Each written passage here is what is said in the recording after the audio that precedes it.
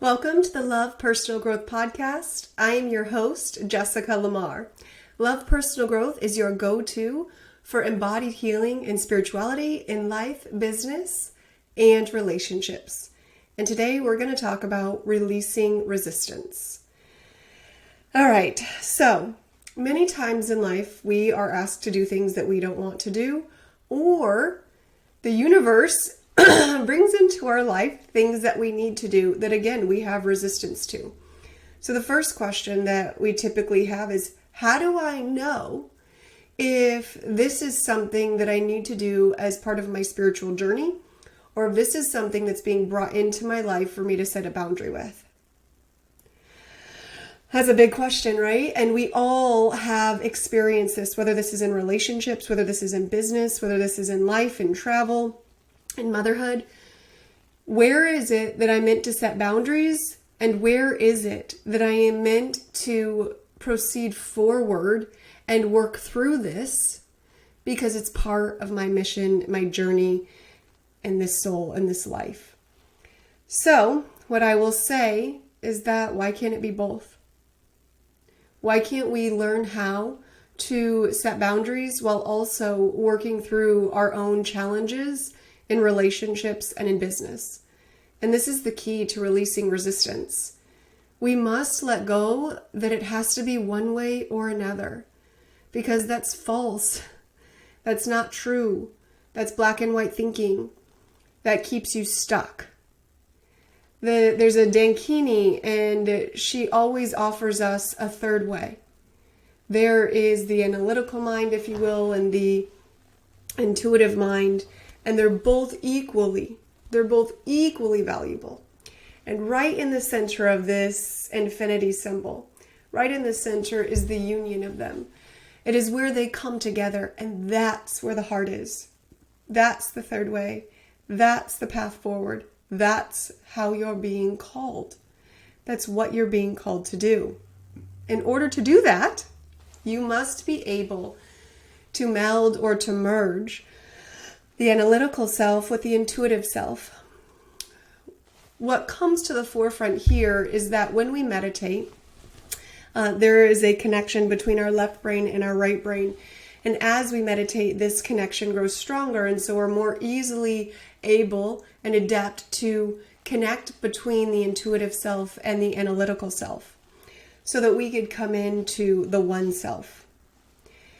Yes, I promote meditation all the time because I know how powerful it is.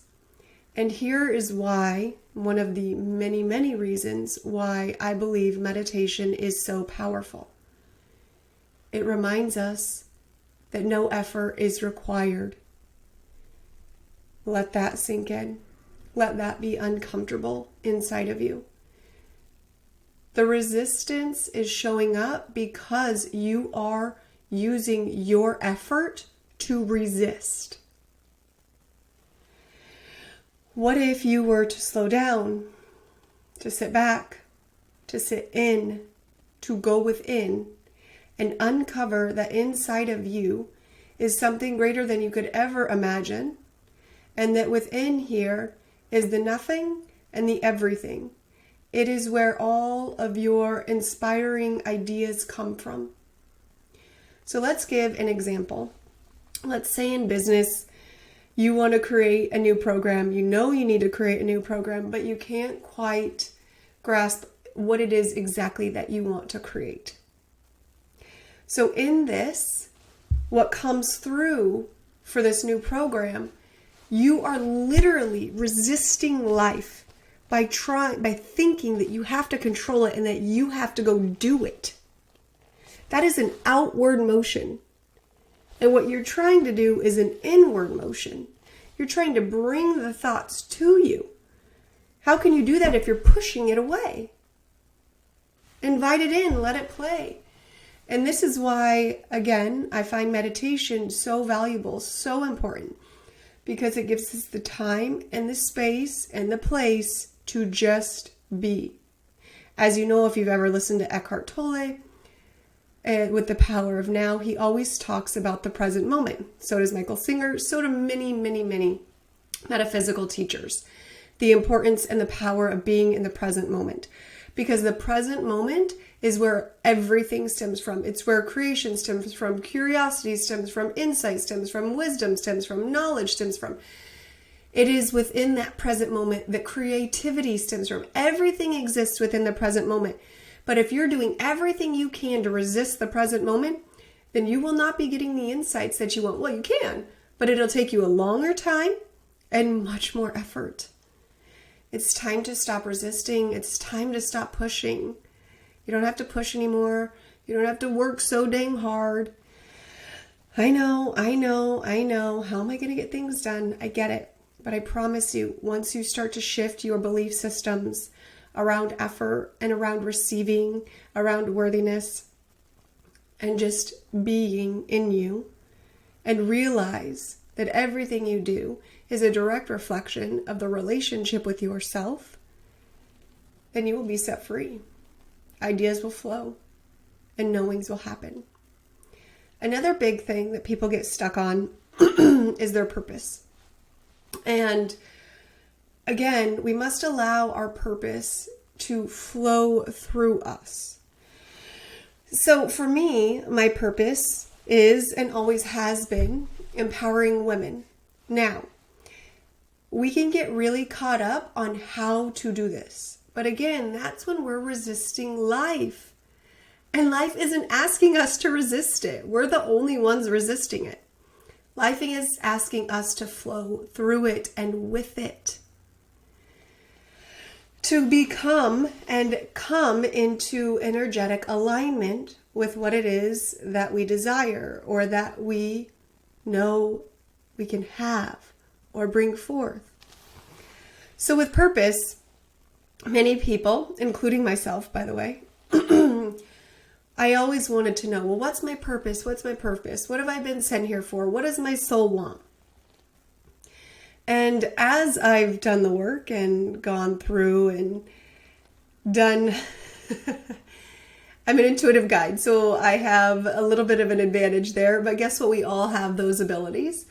And so as I've been able to come into my own and to be with myself and to realize what my mission and purpose is on this earth, what I realized is that I've always been fulfilling my mission and purpose. Always. And so have you. It's just come in different ways. My entire life, I've been empowering women. Whether that was cheering other women on the sports teams that I was on, whether that was encouraging other women in our academics, whether that was being one of 6 women in engineering and encouraging us all to finish, whether that was going into my first corporate role and realizing that there weren't any women in engineering and advocating for us. My entire life has been about empowering women. It's just shown up in multiple different ways. Now, at this point in time in my journey, it's shifted a little and I'm empowering women through spirituality. This is what I know I'm meant to do, especially at this time. And there's phases in life. So don't get caught up in your purpose. Get caught up in nothing. Let go. Stop resisting life. What do you do all the time? What are you so passionate about? Allow yourself to be passionate about it. And let it flow through in different ways, in the way that it's meant to come through you, in the how-to at different times. I know that in my 50s, this isn't what I'm going to be doing. I'm going to be doing something different. And I'm okay with it. But guess what? It's still going to be about empowering women in some way, shape, or form. And I'm willing to let go of that control and trust. And that's what it takes. That's the key, is trust. So let's jump into a third one and our final one for today. Relationships. How do you know when they're over? How do you know when to move on? How do you know when to stay in them? How do you know when to set boundaries?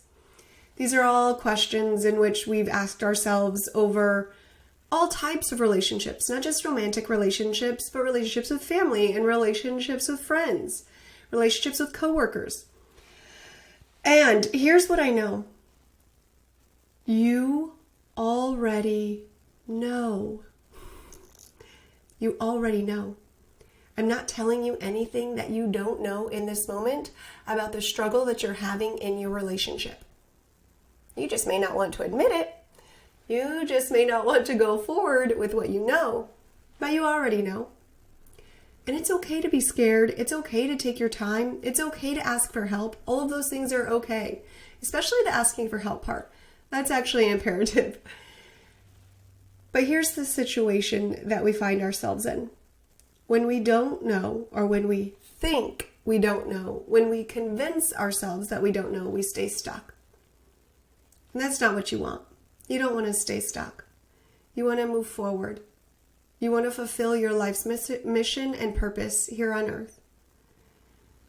You chose to come here, and you were chosen to come here because you have great, incredible, and inspiring gifts inside of you that the world needs to see. And if that world comprises of one person or of 1 million people, it doesn't matter.